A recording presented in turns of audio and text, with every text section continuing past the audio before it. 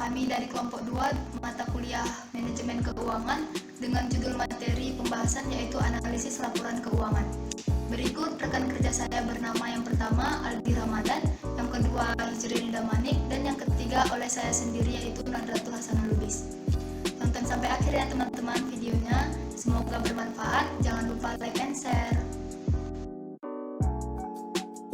Baiklah, langsung masuk saja kita ke materi yang pertama, yaitu A. Pengertian analisis laporan keuangan. Analisis laporan keuangan merupakan proses atau kegiatan menganalisis laporan keuangan perusahaan dengan menggunakan alat-alat dan teknik-teknik analisis untuk mendapatkan informasi yang diperlukan dalam analisis bisnis. Macam-macam laporan keuangan itu ada neraca, laporan laba rugi, laporan perubahan modal, dan laporan arus kas. Selanjutnya, tujuan dan sifat laporan keuangan. Laporan keuangan itu bertujuan untuk memberikan informasi keuangan suatu perusahaan baik pada saat tertentu maupun pada periode tertentu. Sifat laporan keuangan adalah bersifat historis dan menyeluruh, di mana historis disusun dan dibuat dari data masa lalu atau masa yang sudah lewat dari masa sekarang. Selanjutnya itu kita membahas neraca. Neraca merupakan laporan yang menunjukkan jumlah aktiva, harta dan modal perusahaan pada saat tertentu. Pembuatan neraca biasanya dibuat secara periode tahunan, tetapi pemilik atau manajer dapat pula meminta laporan neraca sesuai kebutuhan untuk mengetahui secara persis berapa harta, utang, dan modalnya yang dimiliki.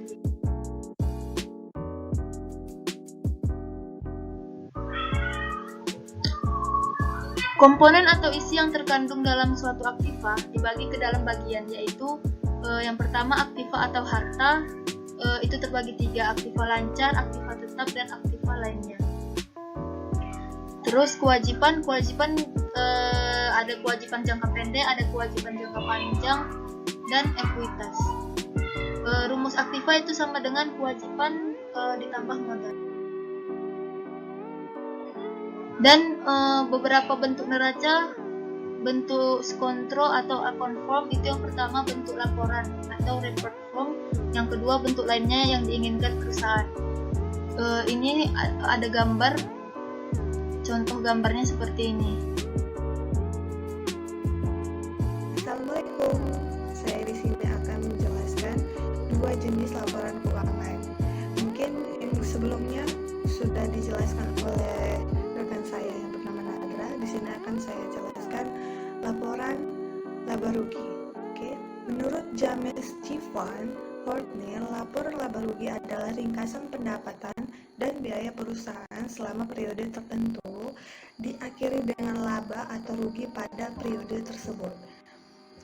Terus kita akan membahas tentang komponen-komponen yang terdapat di dalam laporan laba rugi. Yang pertama, penjualan. Yang kedua adalah harga pokok penjualan. Yang ketiga adalah biaya operasional. Yang keempat adalah laba kotor. Yang kelima adalah penyusutan. Yang keenam adalah pendapatan. Yang ketujuh adalah biaya bunga. Dan yang terakhir adalah laba.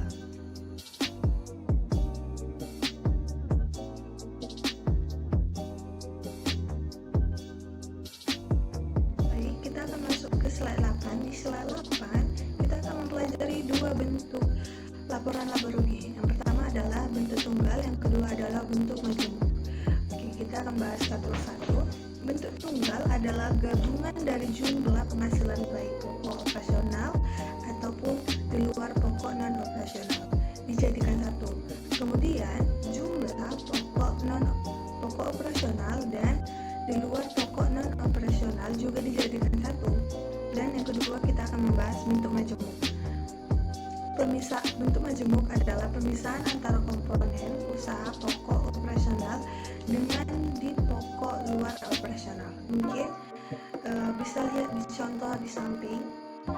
Contoh di situ ada contoh laporan laba rugi. Tadi kan kita di slide 7 kita sudah membahas tentang komponen-komponennya, dan mungkin kita kan jurusan akuntansi juga udah mempelajari laporan laba rugi kan. pendapatan, harga pokok, beban-beban di situ dimuat di dalam laporan laba rugi. Oke, kita lanjut guys. Kita masuk ke slide 9. Di slide 9 kita akan mempelajari tentang laporan perubahan modal. Mungkin kita sudah tahu ya, laporan perubahan modal.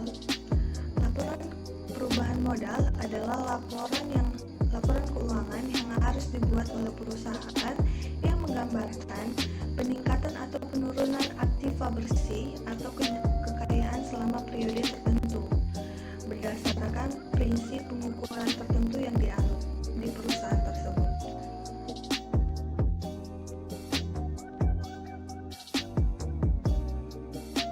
Oke, lanjut guys, kita akan membahas di slide 10 pergerakan modal pemegang saham selama periode akuntansi terdiri dari beberapa unsur. Yang pertama, laba atau rugi bersih selama periode akuntansi yang dapat diatribusikan kepada pemegang saham.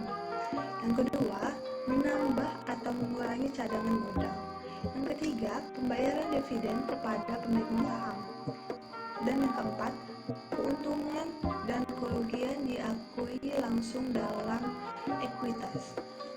Yang kelima, pengaruh perubahan kebijakan akuntansi. Dan yang terakhir, efek koreksi kesalahan periode sebelumnya.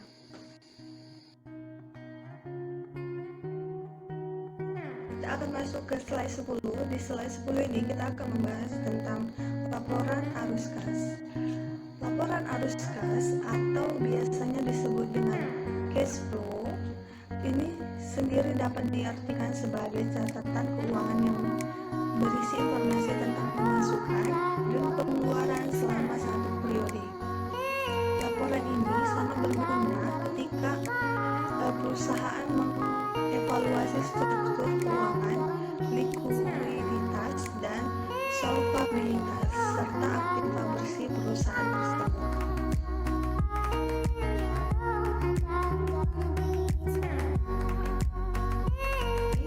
Di slide 12 kita akan membahas tentang 3 aktivitas utama yang harus kita ketahui di dalam laporan arus kas. Yang pertama ada aktivitas operasional, yang kedua ada aktivitas investasi, yang ketiga ada aktivitas pendanaan atau pembiayaan. Silakan dilihat contoh laporan arus kas di samping.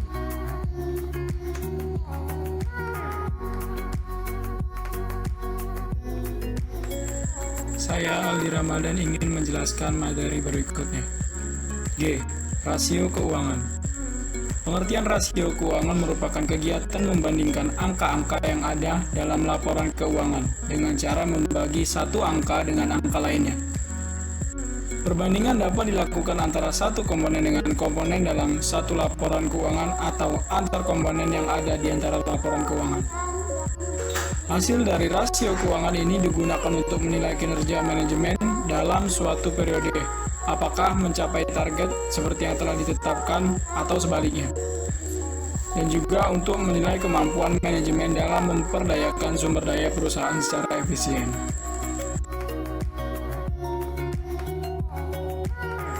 Selanjutnya, analisis rasio keuangan suatu perusahaan dapat digolongkan menjadi 1.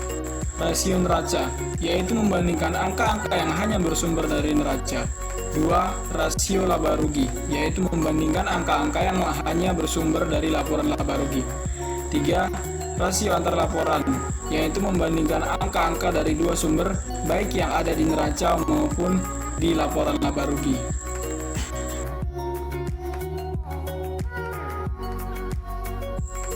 H. Prosedur dalam analisis keuangan, yaitu 1. Mengumpulkan data keuangan dan data pendukung yang diperlukan untuk satu periode maupun dua periode. 2. Melakukan pengukuran atau perhitungan dengan rumus-rumus tertentu secara cermat dan teliti sehingga hasil yang diperoleh benar-benar tepat. 3. Melakukan perhitungan dengan memasukkan angka-angka yang ada dalam laporan keuangan secara cermat. 4. Memberikan interpretasi terhadap hasil perhitungan dan pengukuran yang telah dibuat. 5. membuat laporan tentang posisi keuangan perusahaan. 6. Memberikan rekomendasi yang dibutuhkan sehubungan dengan hasil analisis tersebut.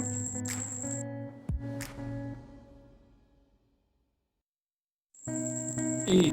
Jenis-jenis analisis laporan keuangan yang dapat dilakukan. 1. Analisis perbandingan antara laporan keuangan. 2. Analisis tren. 3. Analisis presentase per komponen. 4. Analisis sumber dan penggunaan dana dan kas. 5. Analisis rasio. 6. Analisis laba kotor.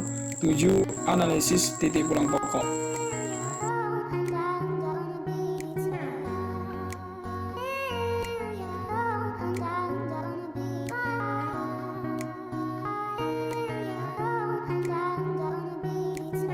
Baiklah teman-teman, sekian penjelasan paparan materi dari kami. Lebih dan kurang kami mohon maaf. Jika ada kritik dan saran, harap dituliskan di kolom komentar ya. Terima kasih.